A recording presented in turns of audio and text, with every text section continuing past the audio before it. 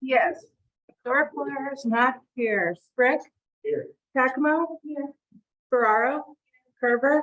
Norris? Here, and Zabala. Here. Thank you. Is there a motion to approve the agenda? I'll move to approve the agenda. Is there a second? All in favor? With that, we'll move on to the public comment. We encourage all those speaking to complete your comments with 3 minutes, stay on topic, present your comments in the spirit of cooperation, and be respectful to the institution of the council and the board, from inspectors. Please comply with any instructions on the. Is there any public comment? John Thomas, Borough 6 South Broad Street. Number one, compare what Mr. Robbins said.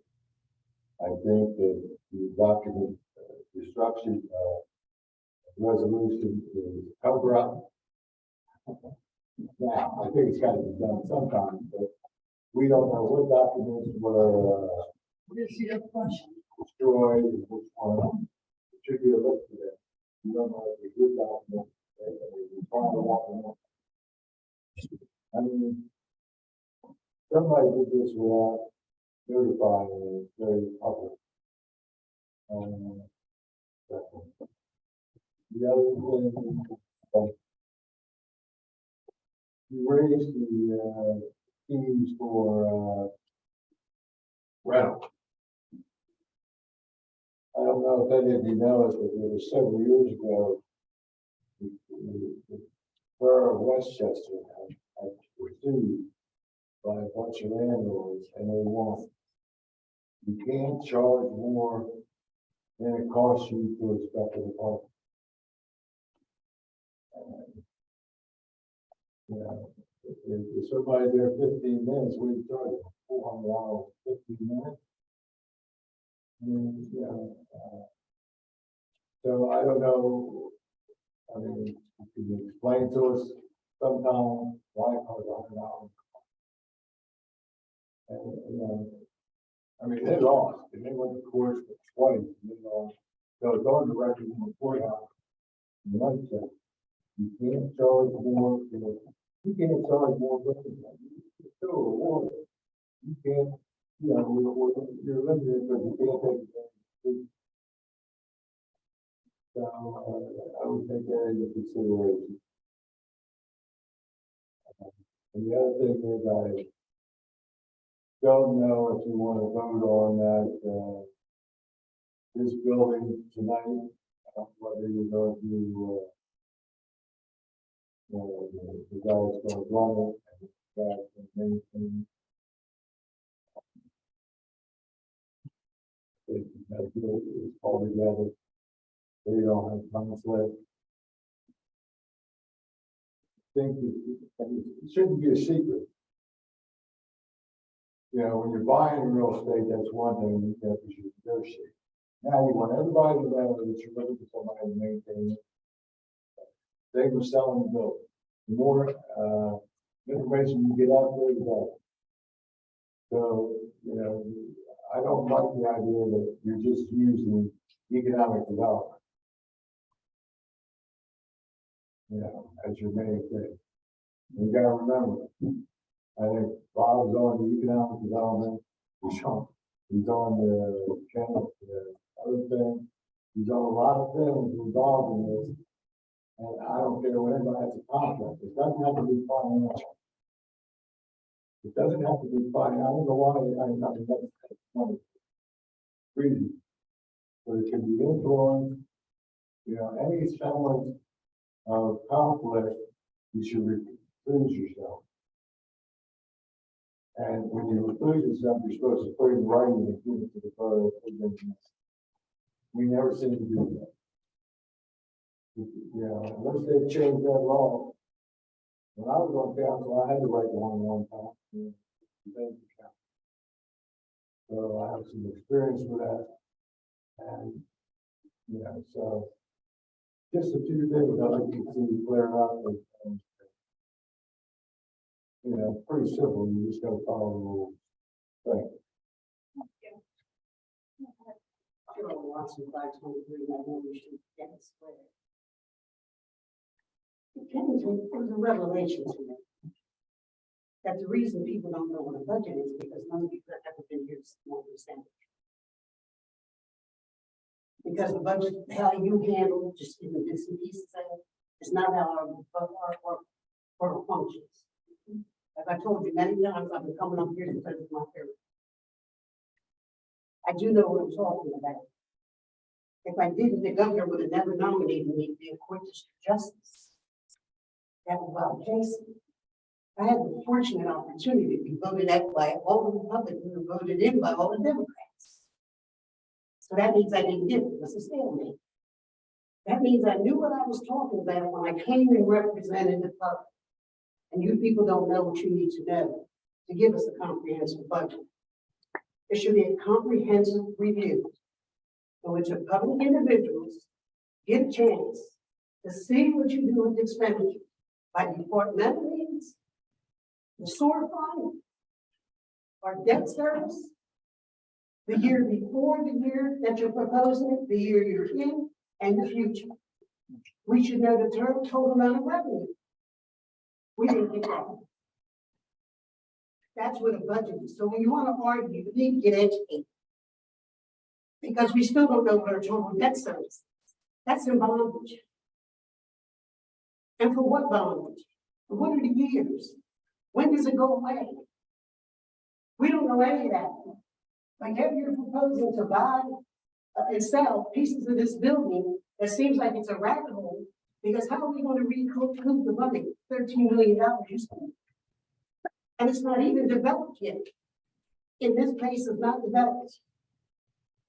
What kind of contract would you even concoct in a situation like that? And how would the public recoup $13 million? If you don't broke it up and it's ridiculous.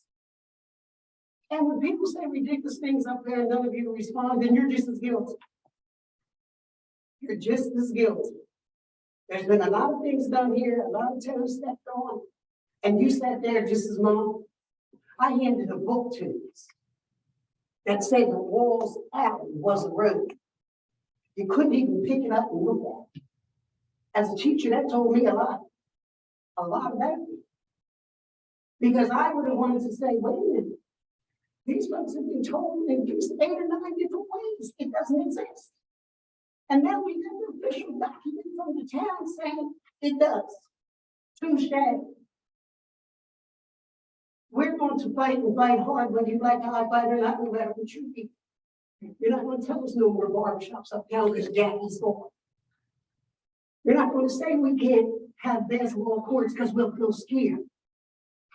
You're not going to say people can't speak because you want to be discriminatory in who you have to pick and choose.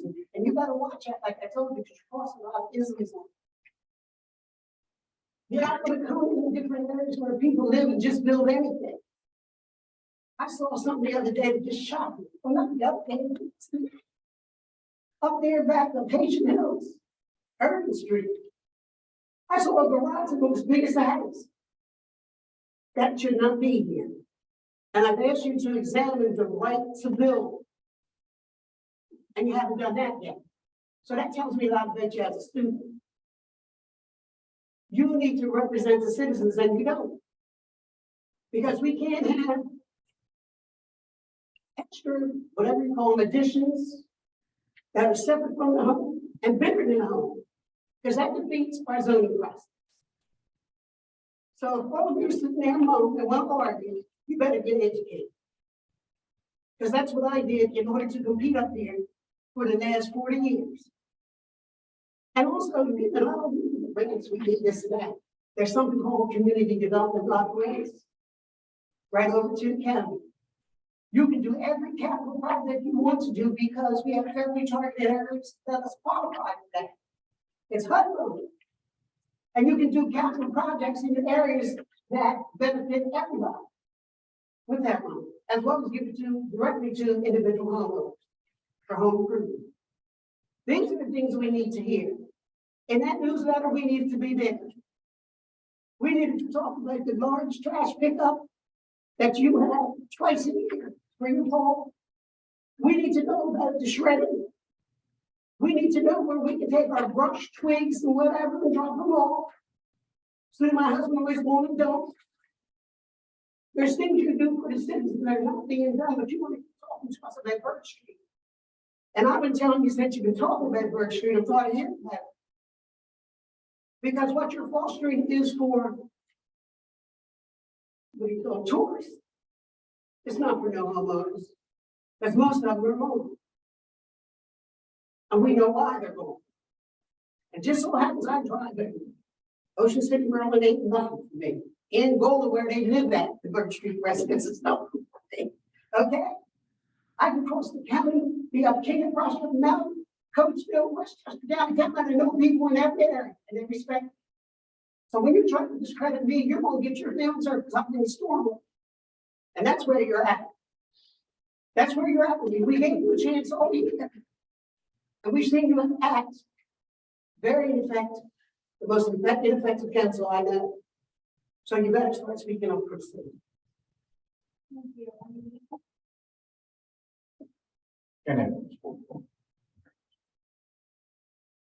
I saw the thing that the family put up here about First Street. And I know that previous councils have applied for and quote unquote received money to improve that street. I didn't come here 6 years. These meetings. And there's been at least 4 grants submitted and supposedly received. And nothing has been done. Yet, when the people who are wanting to revitalize that street start getting in the picture, makes me wonder if that money was ever done. And if it was received, where the hell did it go? That money has to be accounted for because it's federal and state money. If you can't account for it, somebody will make just be changing. Okay? Is there any further comments? There being none, we'll move on to the consent agenda. Is there a motion to approve? I motion to. Is there a second? Council discussion? All in favor? Aye.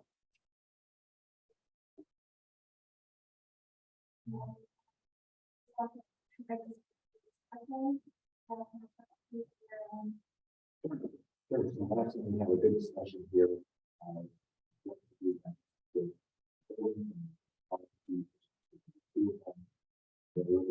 Discussion here. Proposing here. Let's pull it back. We'll combine it into one.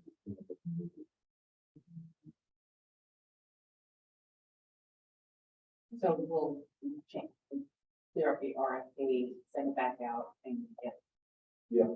the bids to be more in line with that.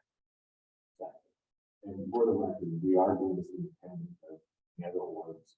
And we sent it to about a dozen or so local brokerage and property management companies.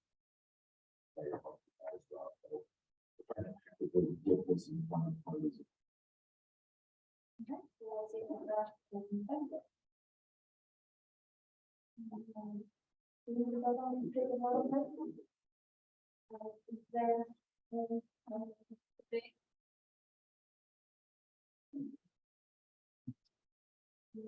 All in favor? Aye.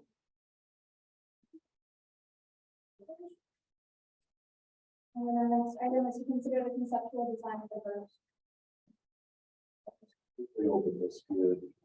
This is the one with the Birch Street. This recognizes a lot of faces in the audience. It's always months of opportunity moving the street. Other people can the context, the context is so around to those.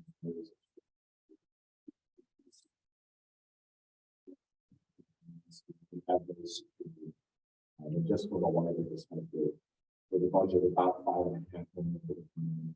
We're getting $4.5 million. So we recognize the challenges for these issues. We're doing our best to raise them. This might be right.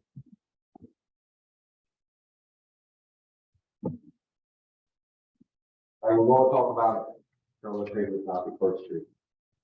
I honestly think that by the time we're done talking about Charlotte, you, John, and Ken will be smiling. All right, because it's done right. Okay, so let's go on to what's wrong with First Street. Well, anyway, the during this morning. Okay, the first thing is poor stormwater management. And we know that there's been flooding on there a few times, especially over towards Borough. And as you can see, the water just sits there on the edges. There's no flow to it, mainly because the gutters are full up, but the way the road is it can't really go anywhere anyway. So, and that takes us to the next step. Excessive crown and steep southern shoulder. There's my truck.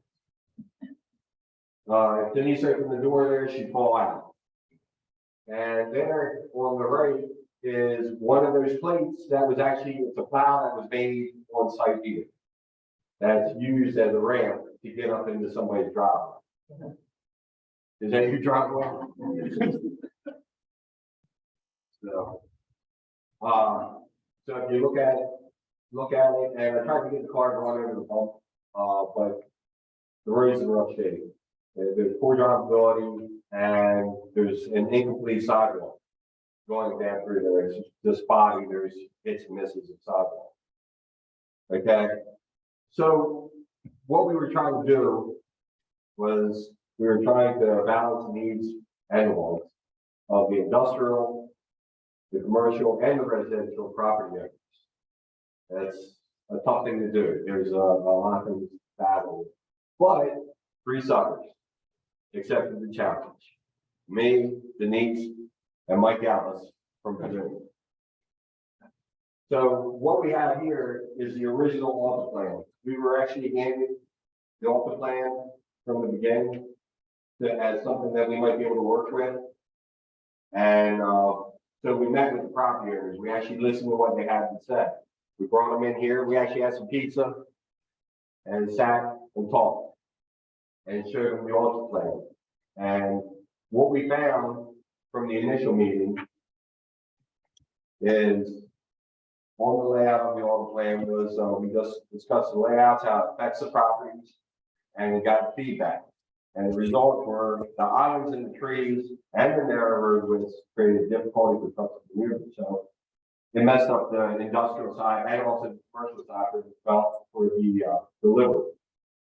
Then the line of sight on the crosswalk was too close to terminal way. Where the crosswalk was, if a truck was pulling out, it would not be able to make that turn and watch for people crossing the crosswalk. And there was also a possibility that we would have to expand the right of way. That means we were going to go into private properties and ask them to give up space for right of way.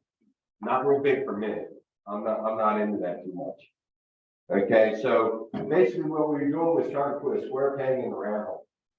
So we talked about it, Denise and I, and Mike Ellis, and I said, it's not going to work. There's no way this is going to work. No matter what we did to move it around and shift it, the audit plan was not fit with the existing right of way. We did some overlays on the plan, the right of way, and it showed a lot of intrusion on private property. Didn't like it. So when we talked about it and we went out and staked it, we put little flags where we would end up encroaching onto people's property. Said no, it's just not going to work. It was intrusive to properties, restricted to truck servicing, the industrial and commercial. So once again, we went back again. We met down at Taylor's, and we listened to the property owners. I think it was at that time that I told them there was no way that also would work. They saw the flags on their front yard and they said, nah, this isn't good. We worked through a lot of problems, a lot of obstacles. And we actually had a responsive engineering team. I was talking to Mike Ellis almost every day about this project. And we went through 7 revisions to try to get this done. So on the 8th revision, we got it. The only way we got it was because people were willing to give up permanent pedestrian easements on their properties to allow us to continue through with the trails or sidewalks on their properties. Permanent pedestrian easements are the way to go because it's not going to affect their setback or if they want to build anything else there. Basically, the setback is on the right of way, not on the pedestrian easement.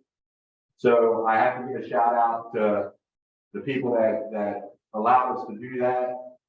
First was Patty and Mike DeFazio down on M&K. They're allowing us, it's a significant encroachment on their southern end of their property and some up on the east side. Then Mike Bontrager, Mike has allowed us to go into a few of his properties down there. He has a few of them. And we've intruded on a few of them so that we will be able to get the pathway and the width of the pathway down First Street. And the last one is Tom Rhodes. He owns Graylock, and in order to be able to widen up the road so that we could get truck turns on off the terminal way, we actually had to cut up through the corner of his property. And all of those people have agreed to give us a permanent pedestrian easement on their property. I think it's important to note that no residential properties will have any additional improvements on them. That's right. Those 3 people actually made it possible for us to keep out of the residential. Yep. So the only thing that the residents will get will be a new sidewalk. Their front yard will be a little more level. They'll be able to park on the street, and we'll be able to put a transition from the sidewalk to their porch or to their existing sidewalk. So how can we afford this? One of the things is I'm going to answer your question or your statement is there was only ever one grant given for up till now. There was only one grant given for Borough, and that was to redo the stormwater. That was the only one we received. And that was $500,000 from the CRP, Chesapeake Community Revitalization Fund, and that counted on the borough matching funds of $210,000. Okay, so the borough's only in $210,000, and we can fix the stormwater. But then we go to the next one. We need a partner. So Square Roots Collective stepped up, and they were instrumental in securing the funding, the grant funding, for a more comprehensive project. By using the CRP and the borough funding as a match, Square Roots Collective was able to help the borough receive 2 grants from the CFA Multimodal Transportation Fund and KIA for Birch Street, with total project funds of $1.94 million. They also committed $250,000 should the total project defined in the grant experience as shortfall. When I say in the total grant, that means there's also the underpass that was supposed to be talked about, possibly an underpass in Kenny Township. But there's $250,000. So if we do get a shortfall on this, they're willing to help us out with it. So that's Christine, Lou, and Mike. I appreciate it. And thanks a lot. So this is what we got at the end. What we were looking for is a road to slow people down, to fix the crown, fix all the issues that are with it, and to create more of a meandering path on that road. That road is pretty straight, except for the one bend over there towards the bridge. It's a pretty straight road.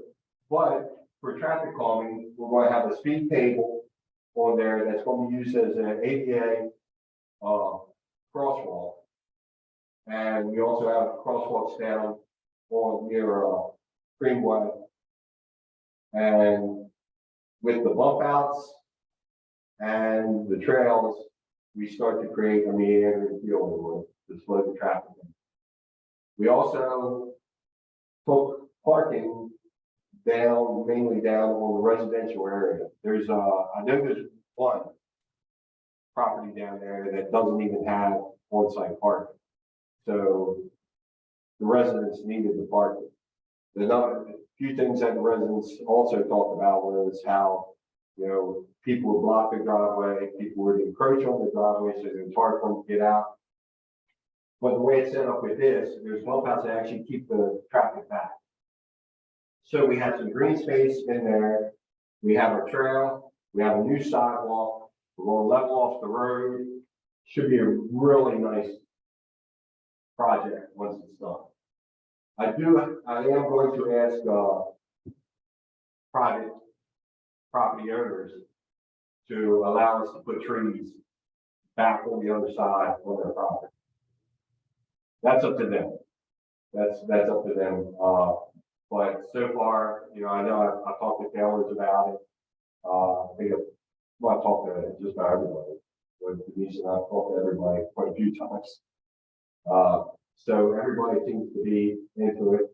I'm glad that Janet came out, and Louis, thanks for coming out. You know, and that's basically the project.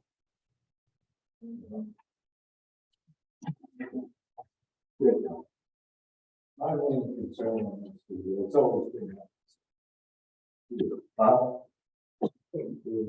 When we put the trail in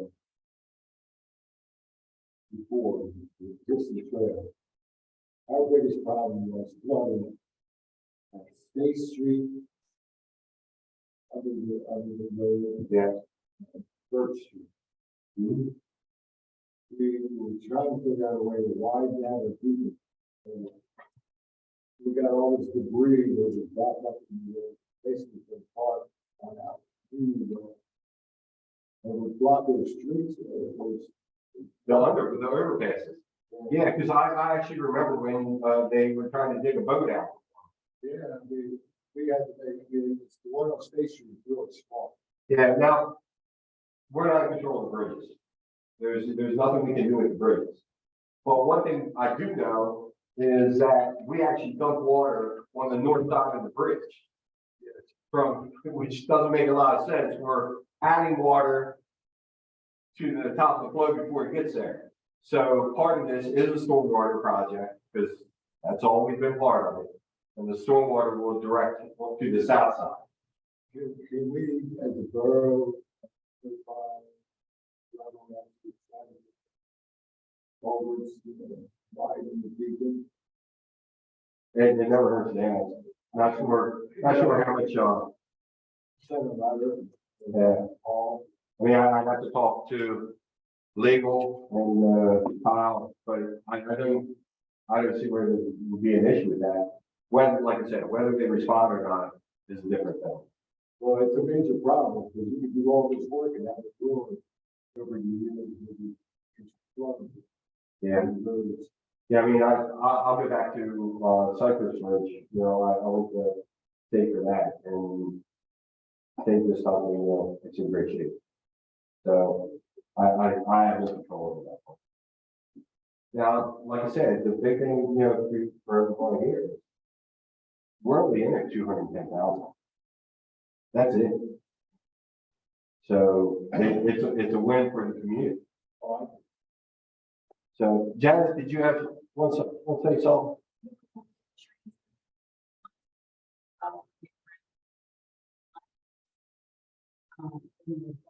Any of the bump outs will end up being, sorry, I want to step in front for a minute. These trees are sitting back. Any of these bump outs are going to be ground cover or some kind of grass or something like that.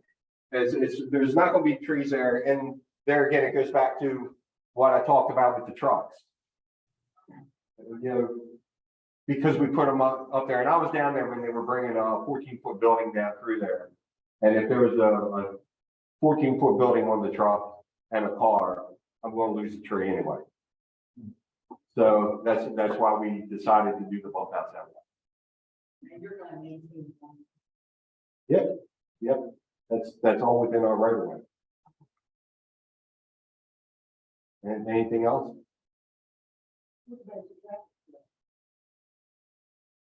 You know, We have trucks that go on that street. Yeah. And there's some industrial, I don't think. well, we actually met with everybody on Terminal Way too. I'm talking about trucks that come in and out. You got amps down there now. Yep, and Braylock too. We actually, Charlotte, if you look on this, you only see one truck turn. But every place that a truck would be going, we actually put a WB-67 in there. It means a big truck, 67-foot truck. And make sure that all the turning radiuses work. We had to take out areas where we had to bump out, we had to close them in some, whatever it took, so that those turning radiuses work. So that's why Terminal Way was, you know, Denise and I met with Tony down there yesterday, and we talked about some of the stuff. He has no objections to it. His partner, Mike Doherty, has no objections to it. They were the ones that were worried about the crosswalk. We moved the crosswalk up and then brought a regular crosswalk down towards the creamery. So that we could take care of ADA and any other regular pedestrian. My concern is that's been a busy street, and it is a street that you need as a borough. Yep. And if you're going to keep building all this tourist attraction, then so the people can't function in the way that they normally. Because I can't see that volume continuing to come on that street when they do whatever this trail or whatever. Here's I the hope thing. it pays out for the citizens as far as you're saying. Right, well, here's the thing, and this was one of the things that we went over with the guys down Terminal Way. We didn't choke up the road. The road is not choked up. The road is as wide as it is now. That was one of their questions, will we be able to get this down, will we be able to get that down? I said, if you can get it down now, you're gonna be able to get it down then, because we're not closing up the road. Yep. Out of that ditch. Right, and we restricted parking on quite a bit of it. Yeah, no, the residences are taking care of with the parking. Taking it down. The new development's going on. And then more coming in. Down there on Coast. Off of Coast and, We're gonna have a lot of traffic and cut that. You not go up down, but you go to the grocery store. the only other way to do it, John, would be to start reaching in the road. I'm not doing it. I told the property owners, the first time we met, you know, you don't have to worry about any kind of anything, because I'm not doing it. I don't believe in it. I'm not sure if I should say that, but I don't believe in it. I'm not doing it. Wasn't it true, you know, you let them pay what's necessary to eat, and not just distract them? Talk to Coastal about that. Talk to Coastal about that. Yeah. Yeah. You let them claim unless it's something Yeah. like school. If it's for the benefit of the community. If it's for the benefit of the community. So I think it's a real good plan. Denise and I and Mike Ellis worked really hard on it. You know, I'm glad that the property owners came out, you know, and hopefully I have your support for it. I think we're going to give you a beautiful street. This is just for the conceptual. This is our concept. Now I have to ask the council to approve the concept so I can take it to start going construction on it. 619 council for years have had those and I walk up and down the street, all around the block. And, okay, that corner right there on First Street, Mhm. that is dangerous. When you got cars, even when I turn my car down on First Street, I have to be really sure that I don't get up against the side of the grass or whatever. That sharp is, that turn is sharp. Yep. Two cars are there, the car on the other side, and the car turning down, and a person walking or standing. You're not gonna be able to handle it. You know, I know with my dog, we always have to get on the grass on the side across from Hanks, just to make sure we were out of the way of the car. So whatever you're doing, this has to be where it's convenient for people walking up and down the street, not just get in and walk on the side where Hanks is, because if you got business going on there, you don't want to be walking your dog over there, or you don't want to be walking over there around other people's cars. As you go further down the street, it's a little bit more easier because you got the sidewalk, but still, it's a very inconvenient thing for people to be walking, and you have to worry about cars too fast, where your safety is, Yeah. and all that. It's an inconvenience, you know, Yes, there's ma'am. nothing for the safety Yeah. of people walking. One thing you're going to get over here, and it's going to be hard for you to see there, but on the south side, you have a continuous sidewalk. It's starting up there in the corner, over there in Borough. It's a continuous sidewalk all the way down. And so they All right. just get tailors for- It goes all the way down. It There goes, ain't no sidewalk there where tailors, across from tailors where the bakery is and the driveway. yes, ma'am, yes, ma'am. And then on the other side is multi-use trail, which is 10 foot wide, actually it's narrowed down 8 foot for a short time over here, over the going towards Hanks, but because it's not actually considered a trail, but we wanted to continue it, so there was continuity That to it. trail back on where the school park, Yeah, yeah, I don't know what these people see back there. Billy's right there. I know. Right, and I was like, okay. We went through there, we found blankets and pillows, and I was looking for the person, I was like, okay, you won't come this way for it, so, I don't know what to do with you, me, or them. Yeah, But, you know, in the spring, when it starts getting warm, and even at night, I mean, I was out there like after 10 o'clock sometimes, walking my dog, and down past the school, to the end of the school property. Yeah. And you could see where people were over in the park, and then people were telling me, so you don't be walking down there in that open space, because you don't know who's over there, what's going on, which is true, but because I had my dog, I guess I just didn't really fear it as much as I Right. should have, but I did stop going down there because it is open. I know who's over there, what the book. yeah, I mean, It's a lot in that area that unless you walk it and understand what's going on, not just in the morning, not in the afternoon, but at night and unusual times, that you'll see all this going on, okay? Yeah, maybe I should have reported to the top. That there was a homeless person down there, but I see blankets. I was like, oh my God, I don't know right about was hitting me and my dog back home safe. and that's, I mean, we're not addressing that issue with this project, obviously. Other times, pine trees are cut hard, over near the tennis courts at the school was because they had a camp on it. So I had them raised. Yes, ma'am, I walked in there and into the trees and found them. So, yep, that's why they were there.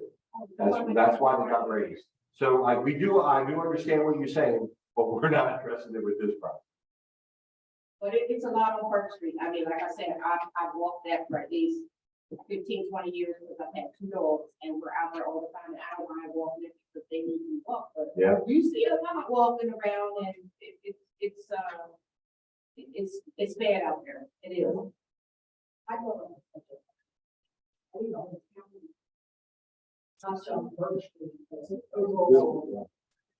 Well, but we, you know, like I told you, with the lighting adds a lot to the price. And the funding's just not there right now. I mean, for me, I would probably like that, street lighting as well. It's all funded. Hey, Charlotte. What's that? Hey. Hey. Say the, can I really provide all this infrastructure, the lighting, Right now, it's not. don't think it's backwards because we can put stuff on the line there. When we mess with the road. Yes. Again. Yeah, but we still have about 40% of the hydrants out. About 40% of the hydrants need fixed. we- I'm gonna shut up. Okay, I want you to leave that alone, because you, and when you get that like. Oh, that line. Yeah. Magnolia place, I'll show you, and then the street lights there too. But I give me in this area because. Oh, you need somebody, like, we gotta make sure. Right, they had night football, so they didn't need it. I'm talking about when you go down to Virginia, North Carolina, South Carolina, which I just came back from this. When you drive down there, you do not see those, shopping centers. You don't even know they exist on each side of the shop. Because they have tucked their lighting in such a way. I drive up to Oxford in the night. Lights blaring everywhere because we have no shields. These people are not on their own property. And you can tell the country bumpkins don't know how to do light. And I'm gonna tell you, probably like, me and Tommy countries talk that all the time, a truck driver. He said, you could go to a place in front of you, they said, oh, that's a shopping center there. You gotta get in the I'm one of those shopping country center. bumpkins, but I do know that because from my house, which is 10 miles from there, I can see them. There is, I'm 10 miles away from Oxford and I can see their lights. There has to be downward.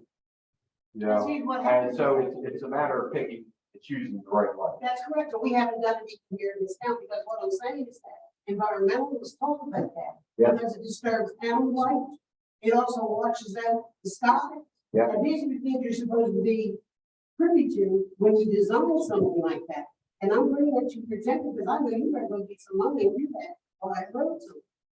And then we get the trail to do lights, because who wants to see those, poles up and down some place? When you do, infrastructure in this day and age, it puts stuff on the ground. And the other thing is, I want to say, to you, we have spent much money with roads, maybe not in your regime. But everything we've done in the last 10 years, or maybe more, has been Burke Street. And why do we have to detention? It's not fair to the citizens. Because I argued for the citizens down there as they were going tourism. And the thing is, it's not fair, because we're concentrating on that and we're raising taxes. Who's raising? And we've spent much money there. Well, yeah, And they want to hear the concrete, or cut you off on the concrete. That's the concrete you need to hear about, so learn from. Thank you, Mr. Lawson. Yeah. Is there any council discussion? Want to thank Ron and Lisa for putting this together. Good thing you are, because the communication was. That's good. That was really important to us, from the beginning. We wanted to make every resident, operating or industrial, everything. We wanted to make sure that they were heard, so that's why we met with them personally multiple times and went through, and that's what we did 8 revisions. Take into account everything they said. That was really important.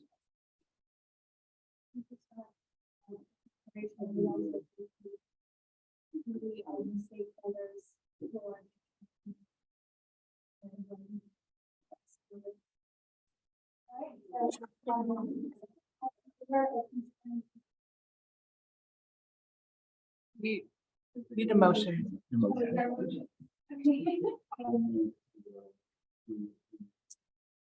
Conceptual design first. All in favor? Aye. Motion passes. I think we're going to break, take a 5-minute recess before, we do the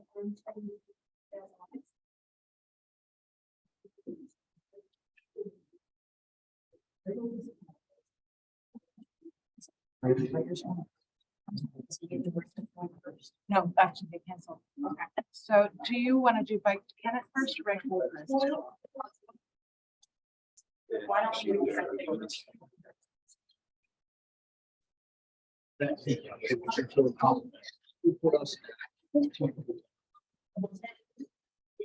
That's you.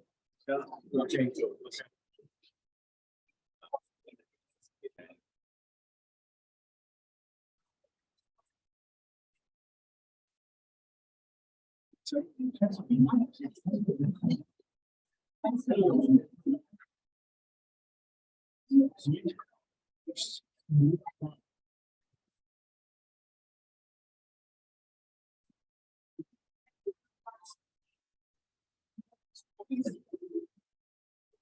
everybody. We are using a microphone right now so that, our guest Claire, who unfortunately is not able to join us in person tonight due to health concerns, is joining us on this computer right here on this chair. And this microphone hopefully enables her to hear all of us. So if you have any questions, during this work session, just ask for the mic and we'll pass it around. So I appreciate all your flexibility. And it also doubles as a peer. Yes, look at the screen. The presentation is also available on paper, which is at the table when you come in. So if anyone needs it, I can grab some for you. But it is also on the screen here. And then Claire will be directing you to where to go as well as Chris. So just to, I'll let them introduce themselves. I'm going to step away, but really looking forward to sharing more details about the Red Lake Park project. So Chris and Claire, here you go. Hey, everybody. Christine, I think I need to turn around to face the screen. I need to look at right to the projector. Sorry, 1, 2, 3. Yes, perfect. There are fine lines. Yes. Hi, good evening, everyone. I first want to thank Christina for MacGyvering. How did we lose her?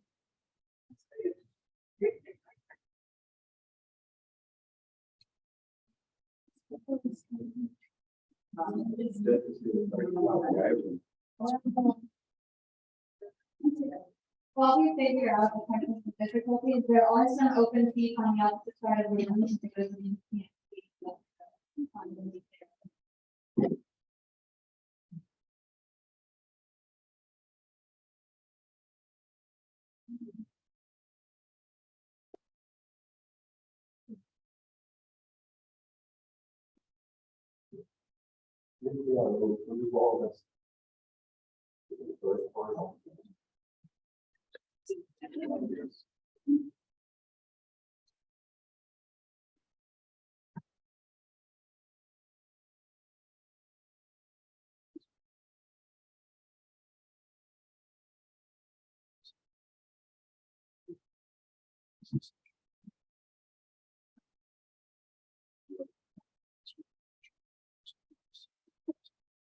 I'm just waiting for the people. Can't do the same.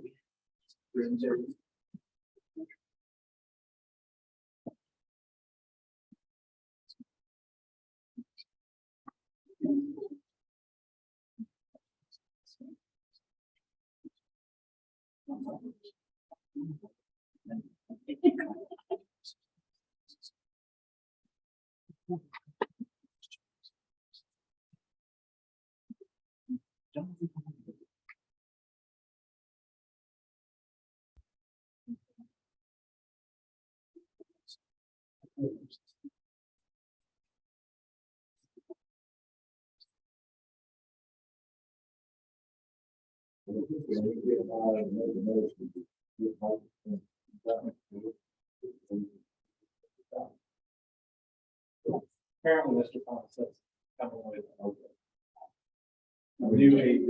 They were really nice. There's AV spec for the chamber that apparently has been on back for.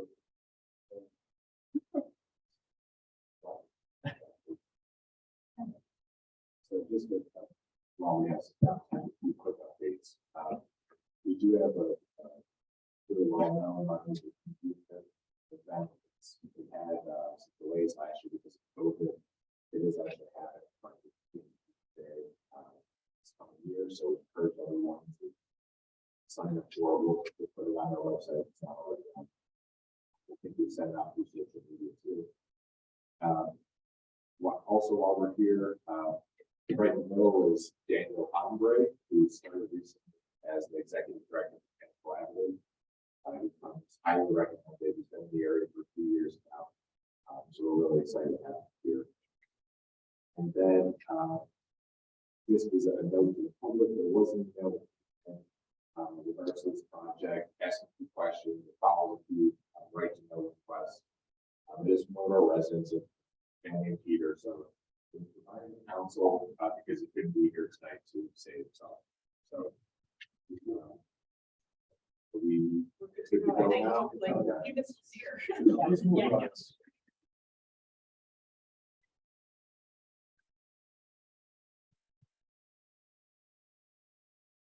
I think they're on.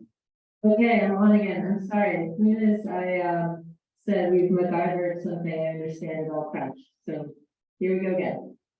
So I'm Claire Aubrey, I'm a landscape architect. I'm a founder of the studio. And Chris Stroud, my frequent collaborator from Biohabitats is there tonight, thankfully in person. And I apologize for not being there in person. I have a cloud of COVID in the other room. If you could say hi, everybody. Good evening. And if you could point me back to the screen so I can see what I'm speaking to, that's great. So Chris and I are really pleased to speak to the Red Clay Park demonstration project tonight. I'm going to give you a little context of where we've been and then a little more detail on the project and what happens next. So we'll go through a little bit of the vision of the project, a little bit of the stage one of the project, and then where we've been with public engagement and where we'll be going with that as well. So you can go to the next slide, please.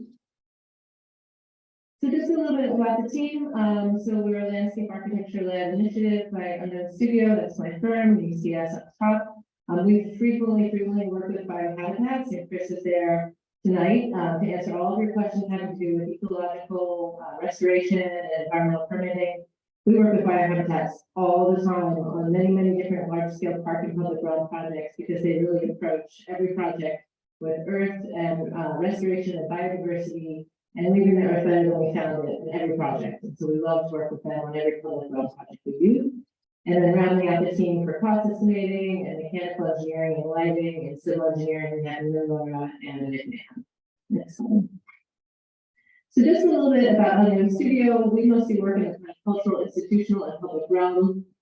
This is just a smattering of some of our projects. We love working on public parks, particularly parks that bring together multi-age groups, grandma and grandchild, people who may not meet in their normal lives, coming together around public space. That's really what gets us up in the morning. Here's a few projects we've worked on, mostly up and down the eastern seaboard. All of you know Longwood Gardens. That really was our introduction to the Kennett area. We're based down in Maryland, as it's Chris, but we've been working at Longwood Gardens for almost 12 years. So that's how we got to know your region. Next slide. And I'll give it to Chris to speak a little bit bio. Yeah, so I'm Chris Stroud. I'm a practice lead and ecological engineer at Biohabitats. And as Claire mentioned, our firm Biohabitats has been in existence since 1984. We have offices nationally, but we're based out of Baltimore. And a lot of the work that we do, and just as few slides, I just included it. We do a lot of stream and wetland restoration work, a lot of work just in general in the interest of regenerating biodiversity on the site and improving ecological services, really for all of our benefit. And so on the top left is just an image of a boulder bank. This is this is something we might see as the Red Clay project unfolds, where we have constrained streams. We'll have various crossings and get downs. And so I just included some of these examples of projects that are both local and far one right in Colorado. So that's it. Yours, take it away, Claire. Okay, so Chris and I are going to go through a little bit of some vision and feasibility thinking, and then we'll get into the demonstration project. So when Christina's group first asked us to look at the projects, there was this vision of really addressing the corridor of Red Clay Creek. And we thought this was a really exciting proposition. As you can see on this slide, one thing we all know about Kennett Borough is it has this wonderful downtown walkable character. Public life really happens on the sidewalks and right in town, and people come together about many events in the public realm, but that's mostly the streetscapes currently. And this project has this amazing opportunity to add a huge amenity right through the heart of town, connecting the high school all the way to SUV Nixon in the form of green space or park space. So that's what you see the kind of swoop on the right of this slide. Next slide. So here's the vision. I can't quite read it verbatim, from my perspective here, but I'll let you read it to yourself. Just a really visionary effort to think about this 30 to 45 acres, which surrounds Red Clay Creek, which, like many East Coast cities, has sort of been forgotten. And so this corridor and this beautiful natural resource has been overlooked for quite some time, and this initiative has really taken on the opportunity to think about not only restoring the creek and its ecological function, but really turning humanity to face it and bringing connectivity and kind of life and public life back to this space. Next slide. So here's our study area. We did a pretty high level feasibility study, and that included civil engineering, also biohabitats, looking at this 45-acre site. And we're really looking from Anthony Nicholson all the way down to the high school, as I mentioned. There's the concept of bringing the Kennett Greenway, part of that 14-mile initiative, through the site, but also connecting laterally east and west. Next slide. So we looked at a whole smattering of kind of physical conditions, but we also looked at the social conditions, and we really see this as having a kind of triple bottom line, having an ecological benefit, but also a social benefit and a kind of public well-being benefit for Kennett. Next slide. Chris, I'll hand it over to you. Okay, so for those who, I'll just give a brief overview of really what the natural system is and what forms it. So right now we are in the Pennsylvania physiographic province. This geology, this Piedmont geology really extends across the Atlantic. And the soils therefore supported at one time this vast oak, hickory, chestnut ecosystem. It was all forested. There's very little of that remaining. The chestnut's completely gone. Anyway, so this is, we like to try to reflect on what was prior so that we know really what is missing. And what we try to identify really what species and what functions that those systems had, and what we can restore given the current context. So go ahead. So the watersheds through our study area, and actually our immediate study area will be a little bit smaller drainage area. It's about 4.2 square miles. You can see how constrained this floodplain is, and a lot of that is because of the development having encroached upon the channel. We have bridge crossings which further consolidate the flood flows, and we have quite a bit of impervious cover. So those three factors, combined with the fact that we've lost the forest and the spongy soils, we really get a lot of water running through here during storm events, and that has led to issues throughout the stream corridor. So go ahead and put the next slide. So this is just a review of our assessment work. So it's a reflection of what I mentioned. We can put the next slide.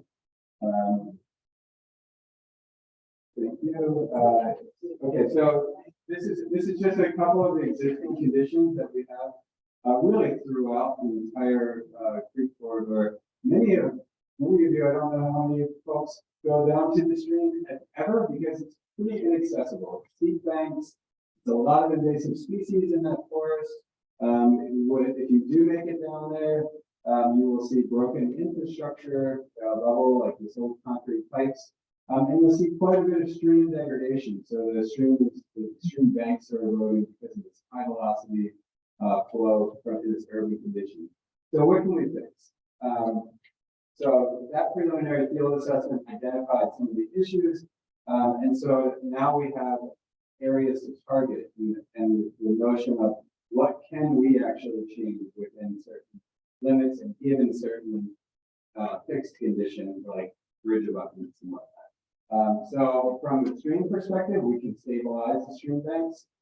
We can improve the health of the stream bed and give it more stability from high velocity flows. We can improve the forest. I think that's one of the number one things that we can begin to do. A significant amount of deer browse, invasive species, so there's very little regeneration in the riparian corridor. Not to mention that a big part of this canopy was green ash, and so the emerald ash borer has made its way through here, and so you will have a lot of the dead upper canopy trees they're gone, they're dead or they're dying. And so finally, really at the bottom of the site, this won't pertain to our immediate project. We do have this kind of wider floodplain area And that really gives an opportunity for us to create some wetland species, I'm sorry, some wetland habitat, which will benefit a lot of the species at present, and also have some benefits associated with water quality and just be more real interesting place for kids to explore and for people to walk and bird watch. So this really shows the full extent of the areas that we could conduct restoration. So I just mentioned this wider zone down at the bottom for possible wetland restoration. But really right now, what we're trying to do is just begin a little test, a little subsample of this overall, just to have a demonstration. So let's talk a little bit about where we go from there. It's a 45-acre site. As Chris mentioned, it's in pretty tough shape in many parts and many reaches of this creek as it goes through town. But there's this one really special moment, and that's this picture here, where we can actually get down to it quite easily. And so that was sort of the germ of the idea for the pilot project, which we'll get to in a second. But the biggest idea, and it really relates to what Chris said, it's overlooked because it's inaccessible, and it's inaccessible because it's overlooked. So we're trying to kind of change that mindset with this project and really start thinking about how Lake Creek Park can be an ecological restoration project, but also a community survey one. Next slide. So we got sketching, we did all the kind of quantitative feasibility work, as Chris began to mention. We also did a little bit of dreaming with Christina and her group, just some kind of early ideas about how we might link this together. If you go to the next slide, I'll just talk in a very diagrammatic sense of where we think this might want to go from a very high level perspective. What does this park might want to be? So first and foremost, we think it really wants to be a jewel of the Greenway network. So there's this amazing 14-mile initiative, and that actually is connecting out to many other initiatives ongoing in the region, as you know. So it's a major destination on the Greenway, but also in the heart of town. And then not only does it want to have that north-south connection of the 14-mile Greenway that connects us from Anspecius to the high school and beyond, but we want to have lots of gateways to make this a kind of inevitable, walkable, traversable place that's really tied into the life of town. Next slide. So this is the study area in detail. You can see its geometry is really subject to parcel lines and kind of what was not developed. So in most cases, it was not developed because it was a floodplain. That it remains at today. Next slide. So here you see a kind of early sketch of the north-south alignment of the Greenway making its way through this site. It has to cross the creek a number of times, which is quite complex. And then on the next slide, I just wanted to talk about a kind of standard. So the Greenway, and even within this study area, will have to adapt and change along its entire length. Due to all of the myriad existing conditions and very hilly topography and floodplain and upland conditions. But we do want to set a certain standard for dimension. So for this project and going forward for these kind of more densely used areas of the Greenway, we're recommending a 10-foot shared use standard, which is a minimum shared use trail recommendation. Next slide. And that will allow the kind of primary corridor to be the Greenway that spreads through the park, and then all of red, these will be the additional dots. These are secondary gateways where we can tie into the street grid, and we can tie to other parking and trailheads, and have wonderful ways to get into the park. So a lot of circulation and a lot of connectivity. And then next slide, last but not least, we just started to talk about potential programs, because this is really where the public and community needs to be weighing in on all things related to this project, but especially the question of what do we do there? How much do we want to do there? There's certainly such a thing as too much program. We also don't want to be redundant with other programs up and down the corridor and other parks and green spaces in the area. So this is just sort of a starter list, just to get kind of the juices flowing of some of the things that might be appropriate for this site. Next slide. So last but not least, that sort of results in the early thinking of a very large scale park. And the thing to say, we work on a lot of parks. It is rare indeed to have the kind of central park model in this day and age where a giant 100+, 800+ acre park is just built overnight. That is very unusual. In this day and age, great park systems are more often about connectivity and connecting the dots, and they take a long time, and there are multiple phases. So, getting this one going is a major initiative and very exciting. And so what was really important in conversation with, the community and with the working group was what are the priorities to get it started? You want to take the correct first step. So the priorities for phase one, as we saw them, were really access to the site and to the creek, feasibility, that we knew we could get something built, and also impact, so that the dollars are really kind of giving us a wonderful return in terms of those ecological and community benefits. So now I'm going to go into the demonstration project in detail. I think I should just keep going. I don't think Sophie's there, correct?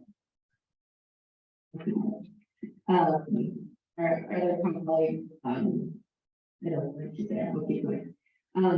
This gets into the impact. So the pilot projects, as we said, great park projects take time. This was a kind of early sketch from our studio when we were thinking, what is the kind of simplest and most beautiful thing that this early phase could deliver? And we really wanted it to be a place where people could have quiet and serenity at the creek, a way to get down to the creek, and a place to be together. So here you see a caregiver and a couple youngsters enjoying the creek side. So how do we do that? We looked at this site. Why the site that we're looking at today? There were a number of reasons. This is just a look at some of the existing conditions. A major one is that we have an existing trailhead in the nature of that existing parking lot. We have really good access, it's quite visible. And then, as I mentioned, there's that cobble bar. So if you go to the next slide, this is a really magical little spot on the creek, and it's quite easy to get to the cobble bar from that parking trailhead, and it's kind of visible from this corner of the site. So we thought this is a real hidden gem and kind of natural one to start with. Also, kind of what Chris was saying, we don't need a lot of restoration and regrading or major earthwork permitting to get to this spot, which is not the case in some of those other areas where you saw those really steep banks and kind of friendly infrastructure. This is a kind of like easy win, early win. Next slide. So here you see the site in detail. There's some complexities here as far as the floodplain and the floodway. A lot of the site is in the floodway, as you can see in gray. The study area, the site area is outlined here in red. So here you see it's just below the Center Street Bridge at the corner of Foundation and Cypress, as you see in the key map in red.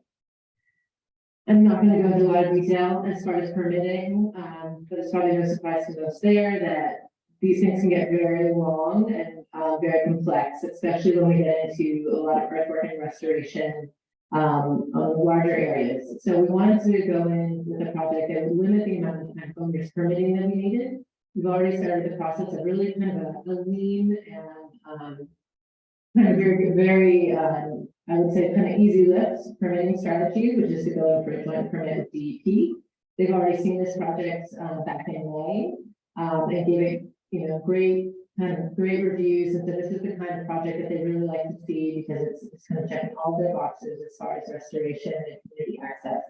And then of course we have a couple of local permits that we'll need to put for at the bottom of the slide. Next slide.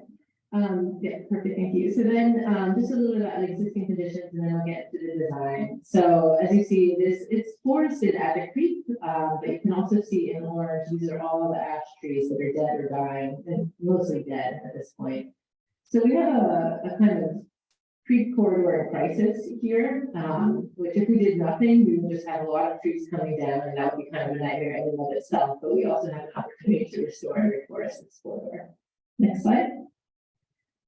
So this is a kind of grab bag inspiration for the project. So we want to provide that access to the creek.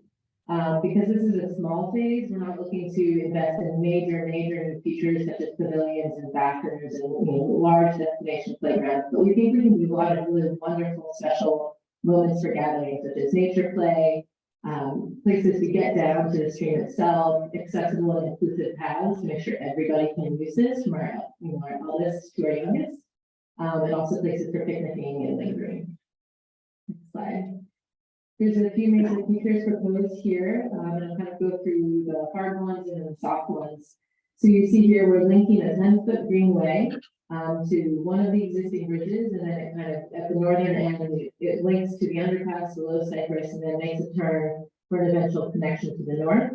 So that will reflect the standard of the greenway through these more densely inhabited areas. That greenway will also have lighting along it, which you see in the standard in the lower middle. So LED, dark sky lighting, just to create a nice kind of warm lit path to get from the car to the picnic area and back again. That becomes the standard for this park. We also have 3 nature play zones, which we're really excited about, 2 for the youngest children and then 2 for slightly more adventurous older children. We're kind of 2 to 5 and 5 to 8 or 8 to 5 to 12 rather. Age groups, and then just some basics. So there's nothing as important as seating in a park. So we've got picnic tables, we have ADA picnic tables, and we have a kind of custom wood bench that overlooks the get down. So the get down, if you go to the next slide, is really one of the kind of nicest features of this pilot park. So we're working with the local sandstone and local quarry to create a kind of boulder bank get down to that cobble bar that you saw before. So really working as carefully as you can with the existing grade to get folks down to that cobble bar when we really imagine people want to linger and have quiet and play or stay for a while. It's both regular and irregular, so it gives kind of an amphitheater style way to sit at the edge of the creek. On the upper right of the image, you see there's a bench that has an accessible standard. So it has its back and its armrest and also the ability to pull a chair next to it. And all of this links back to a series of picnic rows and plate roads that take you to the greenway and to the parking lot. Next slide. Just a little detail here, just beautiful, working with some beautiful local materials, natural materials that will blend right in with the bank of the creek and can handle a flood event. And then you can just see in section here, the spur of the greenway coming down to this get down moment. And there's a kind of small plaza on the upper level, and then we get down itself to the cobble. So that we're not delivering a paved trail all the way down to the creek, we're delivering equal experience at that plaza and a beautiful place to sit, and then the opportunity to kind of scramble into the creek. These are the 3 nature play zones, as I mentioned. They're sort of spread around a little bit. The 2 for the youngest children are closest to seating areas. So you've got the eyes on the 2 youngest, and they'll have loose parts. If you go through these next 3 slides, I can show how they're kind of themed. Zone 1 is the oldest play group, and where we utilize some of the logs that are coming down and already come down on site for climbing, kind of beautiful imaginative play. The next one for the younger age group, number 2, this is closest to the picnic areas. Also with loose parts, so kind of putting together kind of more imaginative play for our youngest users, 2 to 5. And then the third one is a kind of loose part sorting table idea.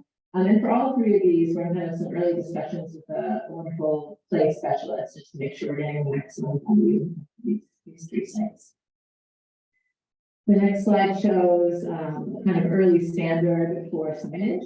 So Red Clay Park is the working title for this park, but we do want to give it a little bit of an identity here at the demonstration phase. So this would be a welcome sign and a kind of sort of similar to a trailhead opportunity to leave notes, leave thoughts, communicate with your community through this kind of pull down booklet that we incorporated into the sign. Now to the softscape, and then I'll wrap up for some questions.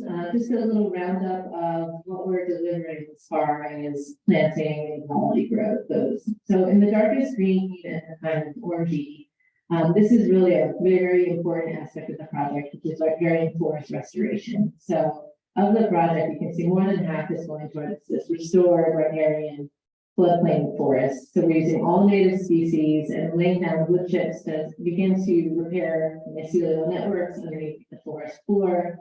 And then also putting in quite a lot of whips and small trees to really stabilize those banks and get the shade back, which we've lost sadly because of the ash borer. And then in the upland, we have more of a meadow mix. So the dark green, you see a kind of meadow mix coming around the trees there, and then we transition back into turf lawn because people do want little areas from the tree. Next slide. This is not a final list yet, but an early list for an over-restored canopy. We're really looking for all natives, especially ones that are going to be good provision for biodiversity and our pollinator species. And we understand Canada is a USA bird town, so also for our migratory birds. Next slide, you see then also our meadow mix. So some of these great pollinator serving species, which, the meadow is really important because we want it to stay up year round and gives not only food, but habitat for the winter season for our pollinators. Next slide. So just some key drivers, for quite a small project, less than an acre, we're delivering quite a lot environmentally, and also from a kind of public use perspective. So this last slide is the schedule, and I'm happy to talk in more detail about how we get from here to there. We're about 2/3 of the way through the design and about to start the permitting process. With the aim and the goal to open the pilot project next fall. Before we conclude, I just wanted to talk a little bit about what's next. So if you go to the next slide, simultaneous to designing this demonstration project with some of the kind of early ideas and tenets of thinking, we opened up to the community over the last 7 months and asked, if you're inspired by this little demonstration project, help us dream bigger at the next 30 to 45 acres. Let's talk about what that could be. So what happens after the pilot in this larger area? And we conducted a multilingual in-person and digital surveying approach over 6 months. And we believe really strongly, and tonight's a perfect example, that you need to do online, you need to do in person, you need evening events, you need day events, you need things that are a 1-minute touch point, and then you need sessions where people can stay and chat. So we really try to approach public engagement with that diversity of needs from your community. So this is just a little snapshot of some of the events and then the pie chart here. This was an interesting exercise because we really talked about what are the things that you want to do in the park and what are the things that you want to see in the park. This is again the greater park. You can see that first where folks participated from, about a quarter from the borough, about half of the participants, including the township. And then a number of events, we had over 100 people participate, and you see the list here. And then the last slide here, just to talk about the feedback that we got, this kind of rainbow of responses, sorting them just kind of by theme. So creek access and trails, people want to get to the green space and they want to be able to get to these assets. In green, you see the kind of a quarter of the folks, their priority was really natural resources and planting. So that's really, really important. In yellow, these are more kind of park amenities, so things to do, things to feel safe, things to come together and be together. And then in pink, I would say are kind of like the graphic, some things that maybe make it a cultural space. So whether that's a pavilion or a marketplace or something that ties to culture or history. And then just a few write-ins, you can see some of the things that folks wrote into the survey, whether in person or online, the things we might want to consider as we move forward. In public engagement, designing the rest of the park. And then I love this slide and include the next one because it's just really reaffirmed that we're trying to design this for everybody. So it's not for a specific age group or a specific individual or group. It's really kind of cross-section, including our pets, who of course are our family. And then last but not least, it's always interesting to say what people don't want. And this was kind of split, but interestingly, no one's going to use it in the winter, apparently. But sort of interesting to see some of the things that were less popular. So that's it for us. I think we're just under 20 minutes. I would love to answer some questions or make any comments. And Chris is our expert on all things environmental and ecological there as well.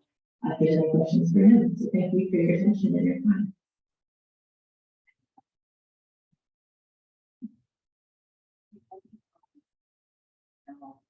This looks great. It's very exciting. As we're talking about trees, are we also talking to Park about, and they have Park is looking at their trees as well. Are we talking to them about what trees they're replacing? Is that, are we talking to Anson B. Nixon? Yeah. Yeah, we have been in contact with them, and Christina, feel free to chime in here. A, programmatically, to make sure we're not duplicating. B, maintenance, what do they need to do to take care of their park? We haven't specifically talked plant list, but I think that's certainly doable, and to find out what's thriving and what's not, that would be great. So that's a great suggestion. The Shade Tree Commission has a representative on the working group also, to make sure that they are tied into the decisions on that.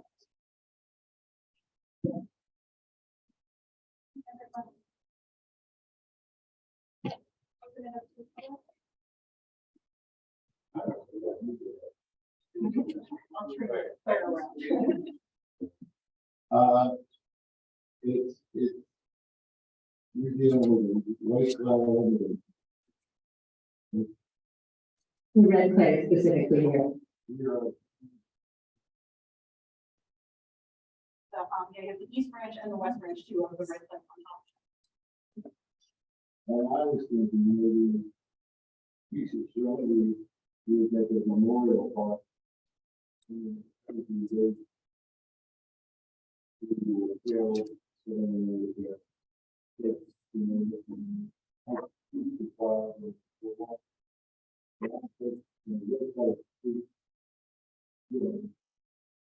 and I suppose, more. That's, and you know what, you raise a great point, because we have not, we don't want to sort of make this the name. We have to call it something right now. But, we do, part of what, and Claire, I don't know if you want to speak to this as well. Part of what we're hoping is that, the community can weigh in on, like you're saying, what the name of this park place will be, that will be just south of Lansing Beach. So, The other thing I want, if you know that you're pretty long time. East side of the, full park, yes, it is actually the same one that runs through here, I think, isn't that right? so it's got to. Yes. To the pond, Was there the whole part where that house is, a legacy hills? Yeah. the ice that you don't know when you do it. So that must go over and go back to the point, and you go. Yeah. The use of the focus.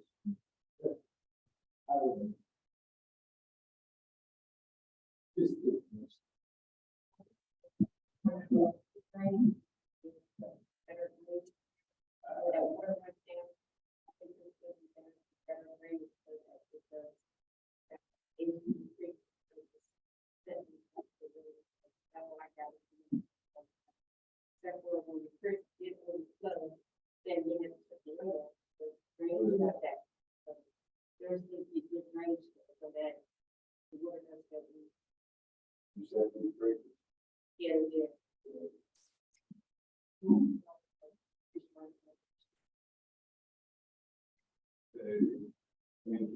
Crayfish are quite tolerant species, so that's good to be present on site. But yeah, really, it's I think for the community's sake, and I'm not sure what section you are talking about specifically. But this is it's High school and right next to it used to be what they call a park. It was the woods. That's the all the way to the east end of that. You know, we go to the woods about the trip, and back at the school, it's still probably there. Unless it's been like, unless it's a section. and there's the pond, and then that boat, they went out of the high, the road. It is still there. It is.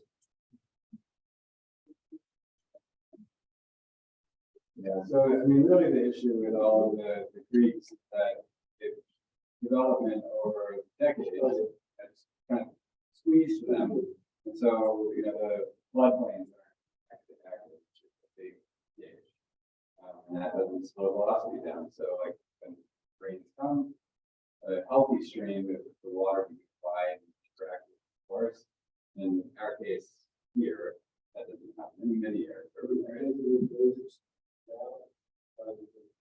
So as we clear invasive species, we really need to build soil back up, and we need to plant, augment really the understory, because there's so much deer herbivory, that anything native they love. So they're going right for that. If the invasives are successful, because the deer don't have power for them.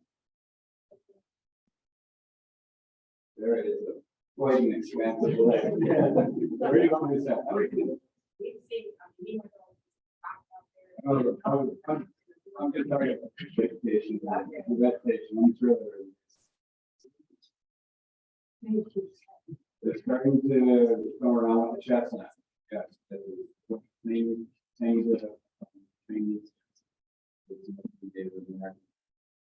so we, yes, we will highlight close. So maybe we'll start to see that again.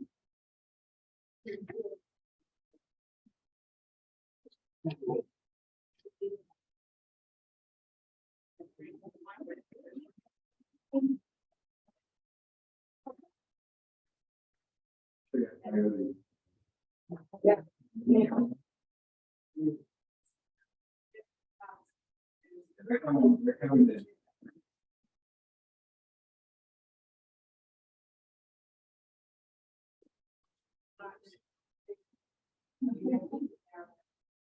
Real quickly, I just had a comment with these people.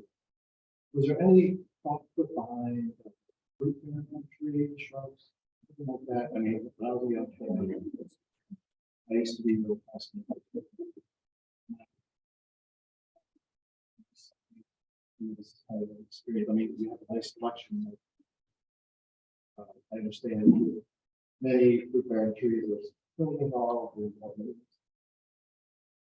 I think that'd be awesome. One of them just talked about cluster of three single type of fruit bearing trees just for experience. Claire, do you want to talk a little bit about the edible orchard idea? Sure, yeah, so we have a sort of a larger idea of really framing the whole park with an edible orchard. So you must have read our minds on that and just given the history of cultivation and agriculture in the region. That seemed like a really beautiful idea. We can start with some really great natives that provide edible value. So pawpaws, I'm sure some of you know that the native banana is one that will do great here. Redbuds actually are edible, the flowers are edible. On walks before, you can harvest all that and throw it in your salad. So we are looking at some of this kind of pilot phase that are strictly speaking edible, but we're not going to a full scale orchard yet because we don't think that's quite a kind of hefty maintenance regime that we're not quite there yet. But I love where your head is. Our head is in the same spot.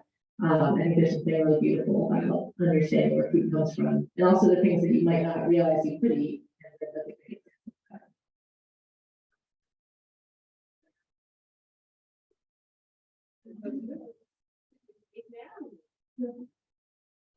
Yeah, I mean, You want to get there first, yeah. you know, what often do with the other trees, is them for a few years until they get established. Really, the big thing here is the males will, rut, and that's what's close. So that girdles the tree. So we lose a lot of trees that way, and then they will in some yeah, so it definitely needs to be managed. And so if we find that we can get to 2 years old, then that way they're all enough that they can support themselves. Yes. Thank you. I know we appreciate everybody's questions on it. Have another. No, that's right.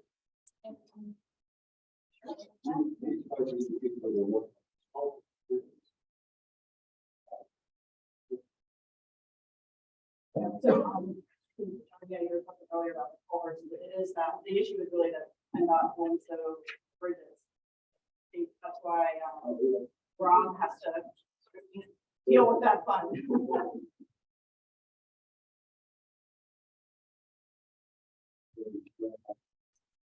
Yeah. See what we can do. Claire, I'm gonna let you go. I don't think you need to hang on any longer, but thank you for joining us remotely, and thanks everyone for the patience with the technology. Thank you, everybody. Have a wonderful evening. Well, Christine is changing. I just wanted to stay on this last, about 20 to 45 years ago, I what I understand is a group of citizens who actually put that trail throughout the your was And this would not even be possible.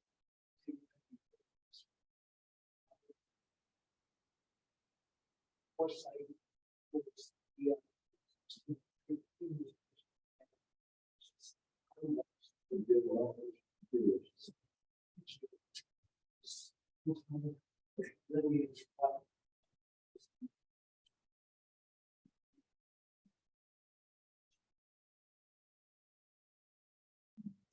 Got something. City wishes to have done a better job of, but I was saying it's iterative, right? We have to, this takes time to build these types of things and your, other volunteers are just well. The why part of the one is really. The why, like, yeah, it is very, yeah, so. that's part of it. So, we're actually, we're looking at the whole thing and working with YMCA as well. So all of the, landowners who border this area or who are involved have been integral to all of the steps in the process. Weighing in what they need and what their concerns. So the Y has been a key partner for us, which is, so I'm now turning to the other side of the town, sort of, so to speak, the other side of the borough and actually in the township. I was here last meeting, together with Josie. Josie could not be here tonight, but I just wanted to kind of refresh everyone's, recollection about the Kenneth Bike Park. I know that council is going to consider giving consensus to, continue to move forward with this idea. The idea, which was put forth by a number of different volunteer groups and, by Kenneth, was to create a bike park, in, what's known as the parish property, which is a parcel of land in the township that Borough owns, and it's right across the street from Kenneth Park on West South Street. So what the proposal was, as we talked about at the last meeting, and there's details in the presentation here today. The proposal was to put in 2 phases, which are, I would say, light touch. But the goal would be to provide both mountain biking and sort of woodland trails for all levels through the northern side of the property, and then through on the southern side of the property to put in a track that is all dirt, surrounded with pollinator gardens that would enable people to learn different bike skills. This would be completely free and open to people of all ages and abilities, young and young at heart. I definitely call young at heart. That probably won't end up out there because I'm sure I've hurt myself. But if you're braver than I am, it would be, a great opportunity to enjoy some mountain biking skills development. Obviously, the community could really use something like this. We don't have a lot of bikeable facilities right now in our community, and this would be a safe place for people to go and bike and enjoy themselves and have their parents be able to go and bring their children as well, of all ages. So, as I mentioned, we're Bike Kenneth and a group of volunteers are looking to put in place the first 2 phases. All the work that would be done is with permeable dirt or dirt paths, essentially think like woodland trail in your mind. There is no impervious surface being used. They have talked with Rob about preliminary designs. I believe have given a thumbs up. And then in addition, since the last time we were here, Kenneth Township has stated that they do not have any permitting requirements for this proposal. So I don't know if anyone has any questions that maybe came to their mind since the last meeting. To cover briefly maintenance, there is a maintenance plan in place. There are volunteers that have agreed to run and maintain the project, and all of the funding is being sourced either through donations of various, from various groups or through grants. There is no request for funding. So, on that. anyone have any questions or concerns about continuing to sort of move forward with the project? All of the creation of the project itself would also be done through volunteers and donations. Green Roofs Landscaping, for example, has agreed to donate all of the labor that they help install in some of the features here.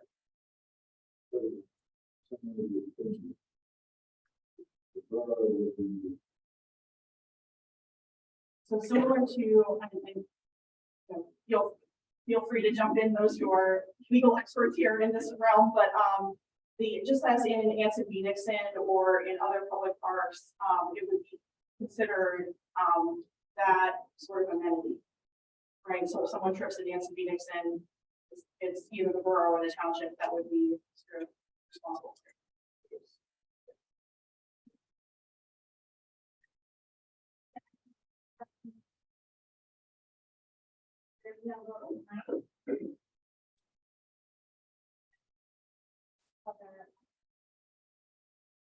Yeah, I still think it's fantastic. I think I mentioned last time with the doing the folks skate park. I reached out to them in December, after in November. They were kind of reorganizing their group. They somewhat disbanded because they didn't know where to go or what to do and just didn't have any direction. I think if we're going to have an active or number of we really should look at collaboration there and make sure that there would still be space for that.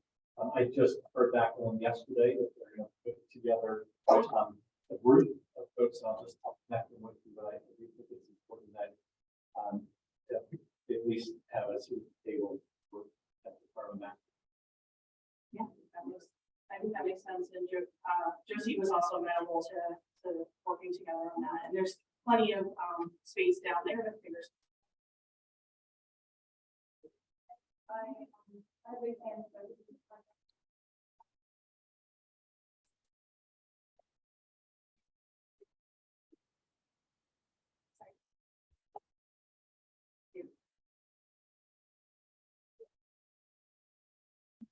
Thanks so much, Karen, for coming to us.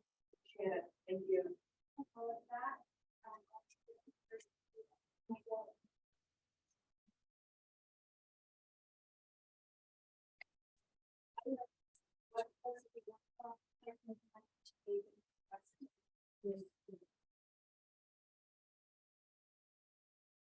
Any comments from people? I will leave this comment earlier.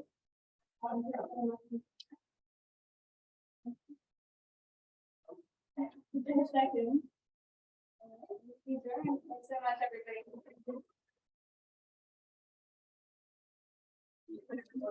was a pleasure, sir.